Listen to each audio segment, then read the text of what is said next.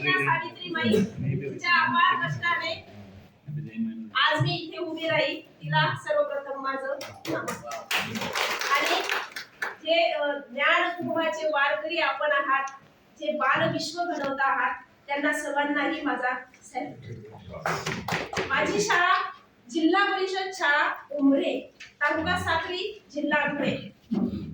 थोडक्यात एकच सांगेल, मी एकच काम केलं, माझी शाळा गावात नेली आणि गाव शाळेत आणलं आणि शाळेचा विकास झाला. जी शाळा 1920 च्या स्थापनेची होती, जिला आज 100 वर्षापेक्षा जास्त झालेले आहेत, अशी शाळा, ज्या शाळेत मी 2018 साली आंतरजिल्हा बदलीने त्या शाळेत रुजू झाली. विशेष सांगायचे एकच गोष्ट की मे 2018 मध्ये जिल्हा अंतर्गत बदल्या झालेल्या होत्या आणि त्या जिल्हा अंतर्गत बदलीमध्ये त्या जिल्ह्याच्या एकाही शिक्षकाने ती शाळा मागितलेली नव्हती आणि त्या शाळा आम्हाला मिळाल्या, ज्या रिक्त पोझिशनला होत्या. आणि त्या शाळेची परिस्थिती आपल्याला नंतर दाखवणारच. पण आज जी शाळा मी उभी केलेली आहे, आम्ही उभी केलेली आहे, ती शाळा अगदी एका मिनिटात आपण पाहू.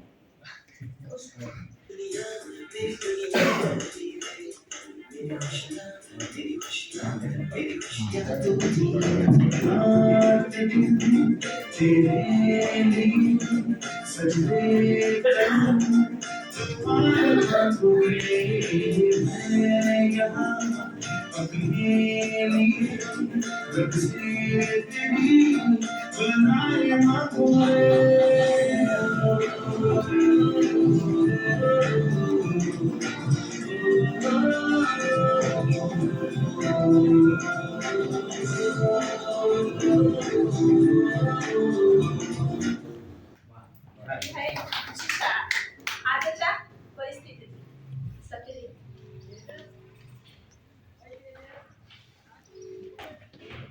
मुख्यमंत्री माझी शाळा सुंदर शाळा टप्पा क्रमांक 1 2023-24 जिल्हास्तरीय प्रथम पारितोषिक 11 लाखाचं बक्षीस आमच्या शाळेला मिळालं आणि हा सर्व माझ्या फक्त आणि फक्त 7 वर्षाचा आहे.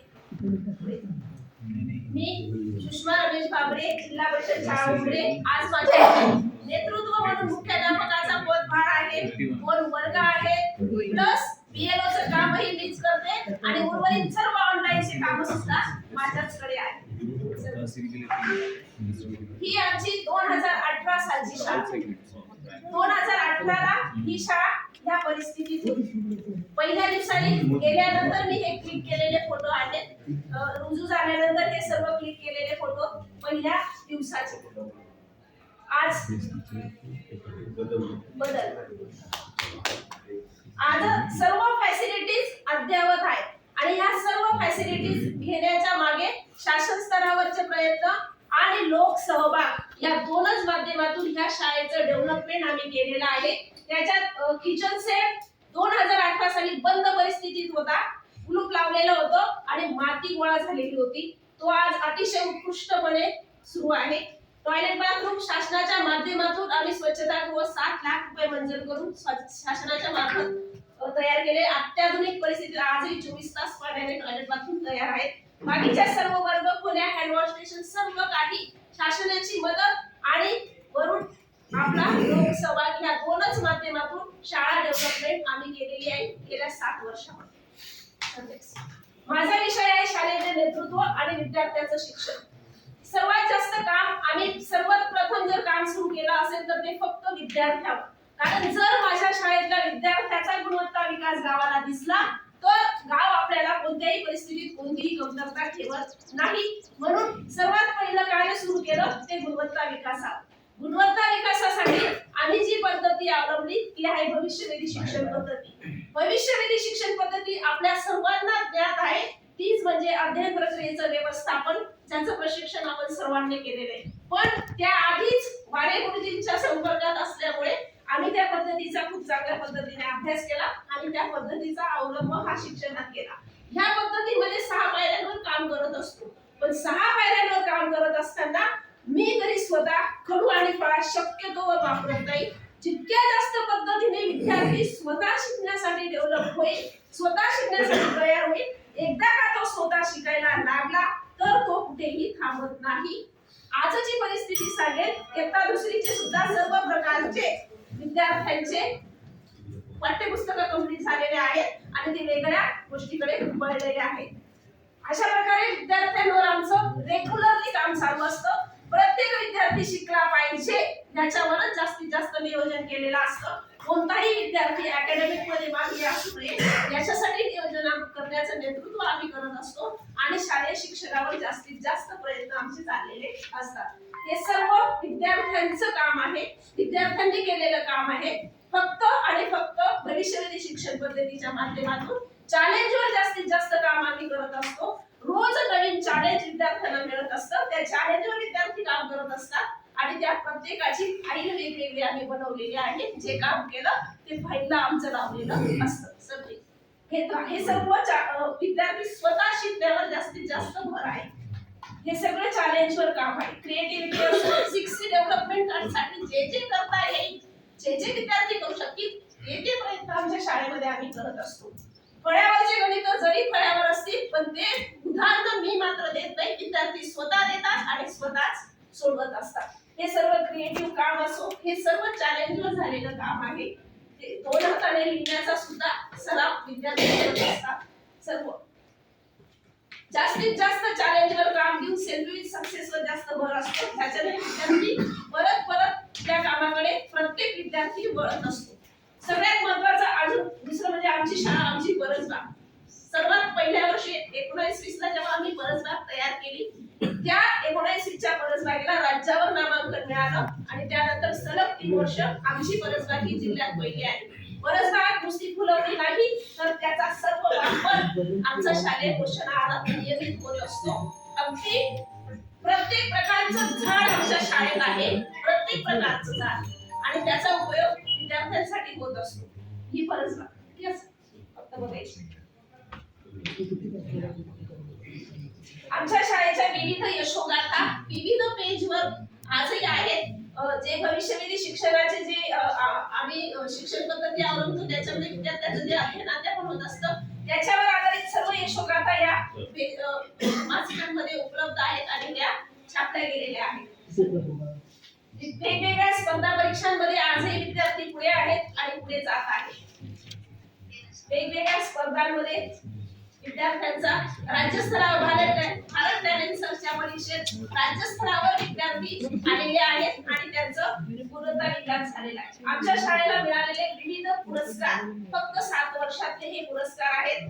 जसा हा मुख्यमंत्री माझी शाळा पुरस्कार असो आणि वेगवेगळ्या संस्थांनी दिलेले पुरस्कार आमच्या शाळेत आजही आहेत. कोविड मध्ये आम्ही प्रत्येक 2 शिक्षक आहोत. फक्त आमच्या शाळेत फक्त आम्ही 2च शिक्षक आहोत. दोघही शिक्षकांनी कोविड मध्ये आमची एकही दिवस शाळा जरी बंद होती पण विद्यार्थ्यांचं शिक्षण मात्र आम्ही प्रत्येक विद्यार्थ्याला घरातल्या घरात बसून तू कसा शिकू शकतील याचं नियोजन केलं. त्यासाठी जास्तीत जास्त पालकांची मदत घेतली आणि भविष्यवेधी शिक्षण पद्धतीची मदत घेतलेली आहे.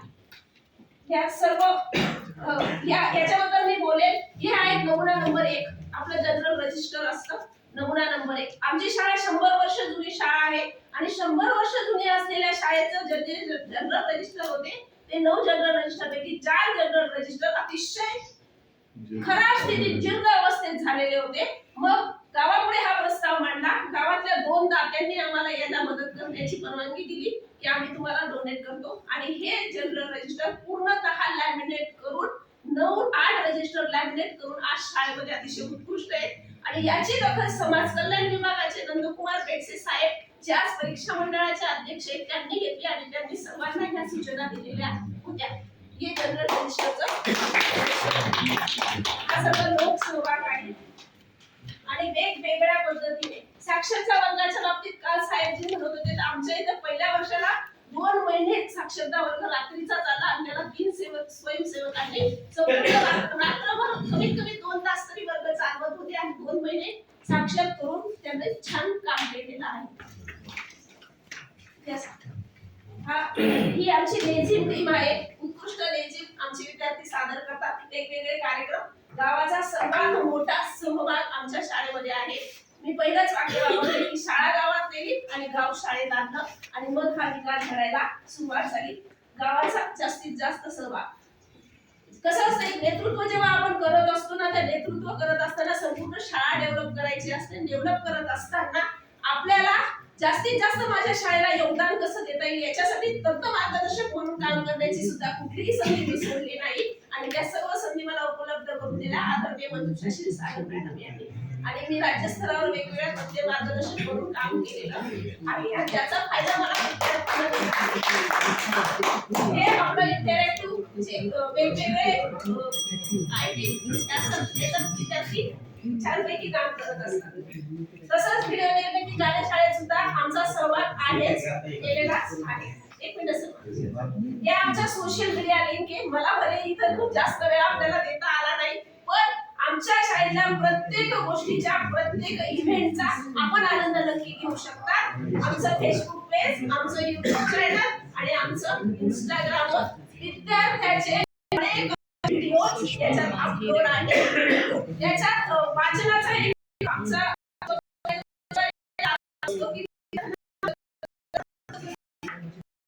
आणि लगेच पुस्तकावर बोला हा